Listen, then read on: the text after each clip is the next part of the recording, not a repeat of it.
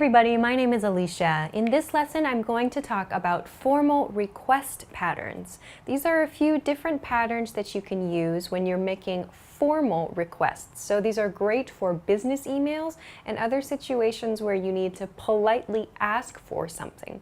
I'm going to introduce the patterns and then I'm going to share a couple of examples as well. These are not the only patterns you can use, they're just a few ideas to help you get started. So let's take a look. Okay. First one, let's begin with the first one. You'll see some of these patterns today will use the word would at the beginning. Remember, we can use would as a common word to begin a request. So the first example includes this. Would you be so kind as to something? Another thing you'll see in many of these examples is the word to before kind of the extra information portion. This is a great hint that we should follow this part with some kind of verb. So to plus the infinitive form of a verb. We'll see a lot of examples of this. So the first one I've included, be so kind as to do something. So this is making a request, and this part, be so kind as to, shows us that the speaker is asking for the kindness of the listener or the reader in doing this action which we're about to describe. So let's look at an example of this. Would you be so kind as to send me the files? So here the verb we're using is send. As I said, we need to follow this to with the infinitive form of the verb send, and send me the files finishes the phrase. So would you be so kind as to send me the files? Means please send me the files, but it's a more formal sounding request. You're saying, it would be really nice of you if you would send me the files. It just means please send me the files, but it sounds more polite. Okay, let's look at another one, similar. Again, this one begins with would and ends with to in the introductory part of this pattern.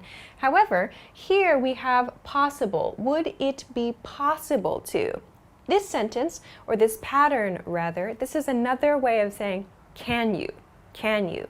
But would it be possible to sounds much more formal than can you, or in some cases, can I? So let's look at an example of this one. Would it be possible to discuss this later? Would it be possible to discuss this later? Again, we have this to here, which shows us we should use the infinitive form of the verb, the regular form of the verb, to discuss this later. This part, would it be possible to, means can. So in other words, can we discuss this later? That's what this request is, but it sounds more formal. Would it be possible to discuss this later? We're connecting, if you're using this in speech, we're connecting these sounds. Would it be becomes would it be. Would it be possible? Would it be possible to discuss this later? Okay, so this is a good one to use for can situations. If you would use can in a regular request, you could try would it be possible to in a formal request. Okay, let's go along to the next one. May we ask you to? May we ask you to? This is a formal way of saying please, please, please do this thing. So again, we're ending the pattern with to. Here we have this kind of confusing maybe, may we ask you? So you know that we use may to ask for permission to do something, but we're also using ask. So really, this combination makes a very soft request. Here I'm using we. This we could mean your group or your company or your department perhaps. So may we ask you to is kind of making yourself sound quite humble. So you're kind of lowering yourself and making a request from the other person. But again, this just means please, please. We're just using a more formal expression. Again, we're going to need to use the infinitive form here because we see to at the end of this introductory section. So let's look at an example. All right, may we ask you to submit the application by tomorrow? So again, to, our infinitive form, and here, may we ask you to submit the application by tomorrow? I've phrased this as a question, really. If you're using please, you could just say, please submit the application by tomorrow, period, not a question mark.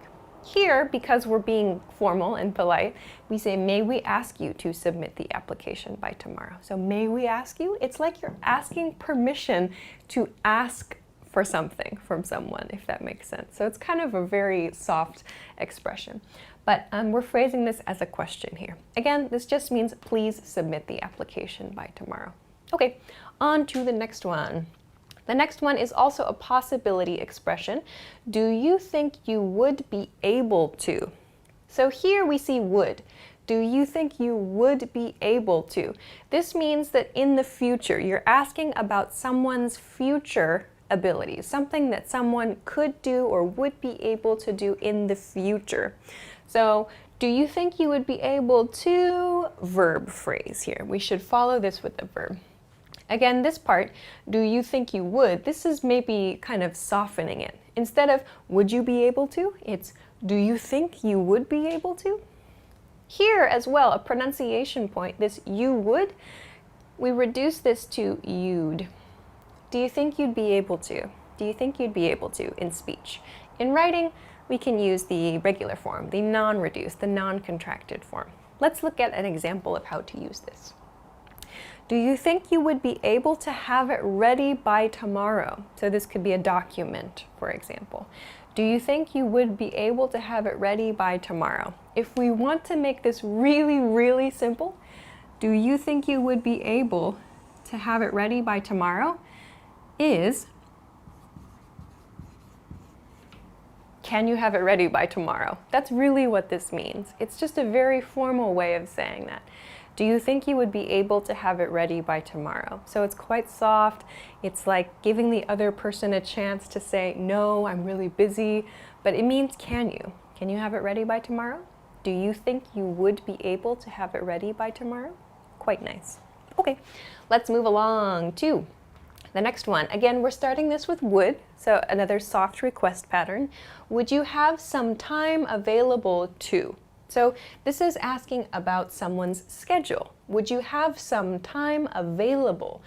To verb. We need to follow this with the verb. So let's look at the example. Would you have some time available to chat about this? So again, here's our to, our verb, to chat about this in other case. This just means, do you have time to chat about this? But this, would you have some time available in the future? In other words, or do you think that it would be possible to chat about this is another way to say that. So just a quite formal expression. Again, do you have time to chat, in other words. Okay, let's move along to the next one. For very kind of direct requests, but that are also formal, we can use a pattern like this. I would like to request. I would like to request. Here you notice there's no to at the end of this. So we should probably use a noun phrase here. There's something that you want to receive. So I would like to request something. Example, I would like to request your attendance at the meeting. I would like to request your attendance at the meeting. This is a formal sentence which means please come to the meeting. Please come to the meeting. So I would like to request. You can imagine this as meaning I want, or I need, or please do this. I would like to request something. I would like to request a letter. I would like to request an application form, please. I would like to request your attendance at the meeting as well. So these mean I want something. But as I've got over here, try to avoid using some of these expressions in formal requests. I want and I need can sound very casual and too direct, especially in business situations. When you're making a request, I tend to avoid using these.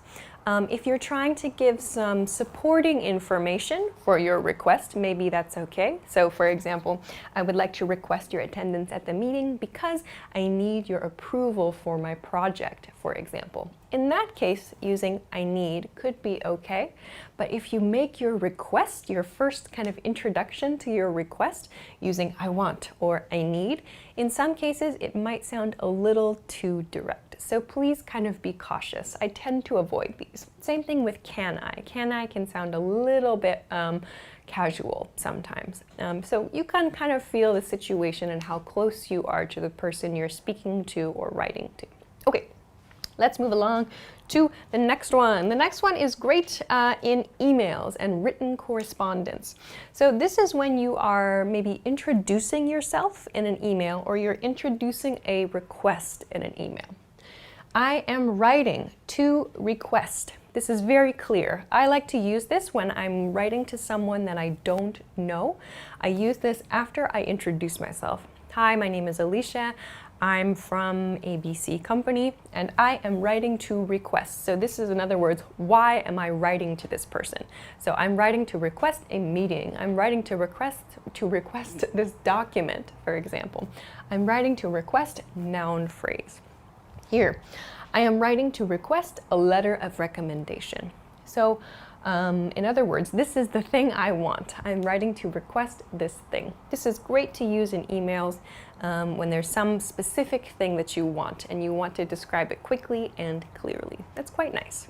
All right, let's move along to the next one. When you need to ask permission to do something. So here you'll see we go back to this to at the end of the pattern, meaning we should use a verb here. May I or may we have permission to? In other words, is it okay to? But this is a formal way to ask permission. Example sentence. Example sentence. May I have permission to use your video in an article? So this is actually, I think this is a similar to a comment we received on the channel. May I have your permission to use your video in an article in this case? So in other words, is it okay if I use your video in an article? This is a much more formal, a much nicer way to ask if something is okay to do or not. All right, let's move on to the last pattern for today. Could you please? Could you please? Here you'll notice I've used you. You can change this. If you change this to like, could I please? It means you want something, like you want to receive something. Here you're asking for someone else to do something for you. Could you please do something? Example. Could you please let me know if this is acceptable?